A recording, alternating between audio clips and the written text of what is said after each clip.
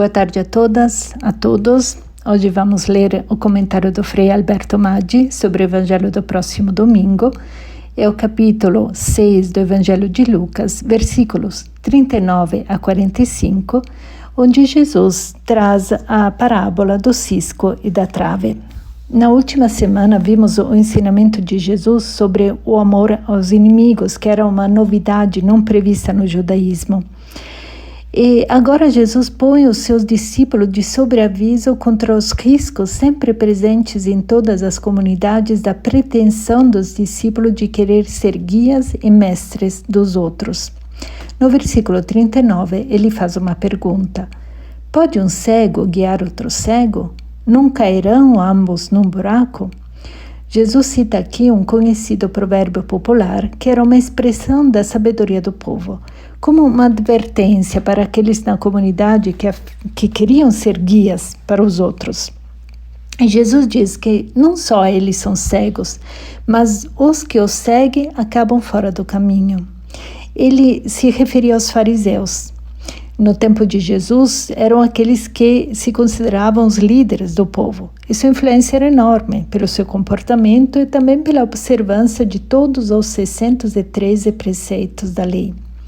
Então, eles queriam ter o título honorário de guias. Pois bem, Jesus declara que esse comportamento não só não os aproxima de Deus e os afasta, mas também afasta aqueles que seguem seus passos. Por isso, Jesus convida a multidão a se distanciar desses líderes espirituais que são perigosos. No versículo 40, ele afirma: um discípulo não é maior do que o mestre. Todo discípulo bem formado será como o mestre. O mestre autêntico transmite todo o seu conhecimento ao discípulo para que ele possa crescer, alcançá-lo e até superá-lo, libertar-se dele. Há um caminho de formação que Jesus não entende como um caminho do culto, da lei, do conhecimento, mas é um caminho a ser feito de assimilação a partir da figura do mestre. O discípulo deve assemelhar-se a ele, tornando-se capaz de um amor generoso como o do Pai, amor que, como vimos na semana passada, tem um sabor materno. Então Jesus convida o discípulo a crescer, a tornar-se independente, a realizar-se como pessoa, até não precisar mais de um mestre, porque é o Espírito que o guia. No versículo seguinte, ele apresenta outra pergunta: por que vês tu o cisco no olho do teu irmão e não percebes a trave que há no teu próprio olho? Pela primeira vez aparece o termo irmão e é repetido 4 vezes. Isso porque o evangelista quer dizer que é um discurso que diz respeito à comunidade dos discípulos. Jesus quer desencorajá-los da alegação puramente farisaica de querer corrigir e melhorar o comportamento dos outros. Ao contrário, convida a corrigir o próprio comportamento. De fato, o que distingue a relação entre irmãos é uma relação entre iguais. O irmão não pode se gabar de tal superioridade sobre outro irmão a ponto de querer julgar. Portanto, Jesus continua de maneira bastante irônica: como podes dizer a teu irmão: irmão, deixa-me tirar o cisco do teu olho, quando tu não vês a trave no teu próprio olho? Então Jesus convida, mas é só aparentemente, porque depois desencoraja isso, a tirar primeiro a trave do teu olho, então poderás enxergar bem para tirar o cisco do olho do teu irmão. Mas quando uma pessoa consegue tirar a trave que está cravada no seu próprio olho, desaparece nela totalmente o desejo de ir procurar os ciscos dos olhos de seus irmãos. Então, cuidado, Jesus não está dando aqui as normas para a correção fraterna, mas nos convida a não julgar os comportamentos dos outros, e, em vez disso, pensar em rever o nosso. Mas vamos nos perguntar o seguinte: como é possível não ver uma trave que está no próprio olho? Na realidade, é importante entender que a trave não é um corpo estranho que de repente aparece no teu olho. É como uma espécie de excrescência interior que lenta, mas progressivamente cresce no interior de indivíduos arrogantes que acreditam sempre ter a certeza ou a verdade. Geralmente eles se absolvem, justificam seu comportamento e por isso se consideram capazes de julgar os outros sem nunca considerar atenuantes ou justificativas. Portanto, não é algo que vem de fora, mas que cresce lentamente por dentro e você não percebe até que sua visão esteja deformada. E continua Jesus: não há árvore boa que dê fruto mau. Aqui mal deve ser traduzido como pútrido.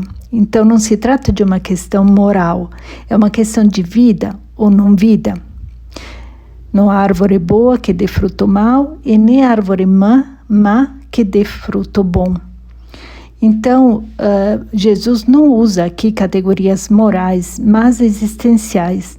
Não se trata de um comportamento, mas da orientação da própria vida. Todo o ensinamento de Jesus visa promover o que é vida, o que é vivo, vital, vivificante. Jesus não reprime a vida, mas a conduz à sua plena maturidade e florescimento. E aqui também Jesus, mesmo falando de coisas tão sublimes, usa imagens que todos podem entender. De fato, ele diz: uma árvore é conhecida por seu próprio fruto. Não se colhem figos de espinheiros, não se vindimam uvas de sarças. Jesus fala de uvas e figos porque eram os frutos mais preciosos da Palestina, então todo mundo conhecia esses frutos. Depois ele faz outra comparação. O homem bom, do bom tesouro do coração, tira o que é bom, mas o mal, de seu mal, tira o que é mal. Porque a boca fala daquilo de que está cheio o coração. Lembremos-nos que na cultura judaica o coração não é a sede dos sentimentos, do afeto, como é para nós, mas é o mesmo que a mente, a consciência. Então este coração, esta mente precisa ser nutrida. E se ela for nutrida por coisas boas, bons pensamentos, boas palavras, ela será capaz de expressar o belo e o bom. Mas se ela for nutrida por coisas negativas, ela só expressará coisas negativas, tóxicas, violentas, superficiais.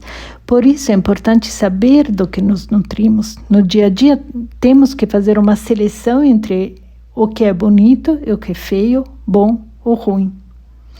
E aqui terminaria a liturgia de hoje. Mas o Frei Maggi acrescenta o comentário dos 3 versículos seguintes, de 46 e 48, muito importantes. O versículo 46 é aquele que diz: por que vocês me chamam Senhor, Senhor e não fazem o que eu digo? O reconhecimento de Jesus como Senhor na própria vida deve-se então manifestar-se em escolhas existenciais concretas. Jesus adverte contra uma adesão formalmente correta de quem diz Senhor, Senhor, uma adesão aparentemente ortodoxa, mas que se revela inconsistente na orientação da própria vida. As palavras devem ser a expressão do comportamento de alguém. Caso contrário, são apenas um som vazio e, portanto, ineficazes. E Jesus traz um exemplo fundamental. No versículo 47, ele diz: se alguém vem a mim, portanto, temos que seguir Jesus, e escuta minhas palavras e as põe em prática, mostrar-vos-ei a quem é comparável. Assemelha-se a um homem que, ao construir uma casa, cavou, aprofundou, lançou o alicerce sobre a rocha. Veio a enchente, a torrente deu contra essa casa, mas não a pôde abalar, porque estava bem construída. Essa passagem é fundamental, porque na vida nos encontramos vivendo situações difíceis e nos perguntamos onde está o Senhor, o que o Senhor faz. A adesão a Jesus e a sua mensagem não podem nem conseguem evitar os acontecimentos difíceis, dolorosos, dramáticos que se encontram na vida, mas dão a capacidade e a força para vivê-los, enfrentá-los e, se possível, superá-los. O Pai não pode mudar as situações dolorosas que encontramos, mas oferece-nos a sua força e o seu poder. Então, a adversidade não só não nos enfraquece, como nos fortalece. Na carta aos Romanos, capítulo 8, versículos 35 e 37, Paulo faz uma lista de todos os infortúnios que podem acontecer. E no final ele não reclama, mas diz: em todas essas coisas somos mais que vencedores. Portanto, temos essa certeza. Se houver fidelidade à mensagem de Jesus e à sua palavra, as adversidades que encontramos na vida não podem nos destruir, mas nós permaneceremos firmes. Em vez disso, existe, porém, a possibilidade negativa. Aqueles que dizem Senhor, Senhor, mas não colocam em prática as palavras de Jesus. Então ele diz: é semelhante a um homem que construiu sua casa ao rés do chão sem alicerce. A torrente deu contra ela e imediatamente desabou, e foi grande sua ruína. Jesus adverte sobre as consequências de ouvir sua palavra e não se traduzir em comportamento concreto. E assim, quando a adversidade vem, a pessoa não tem a força para enfrentá-la. Aqui fica claro que a culpa da destruição da casa não é a inundação do rio, que pode acontecer, mas a casa construída sem alicerces. Portanto, o convite de Jesus é muito claro: coloque minha mensagem em prática e você verá com quanta força enfrentará as adversidades da vida. Agradeço então a atenção de todas, de todos, e até semana que vem.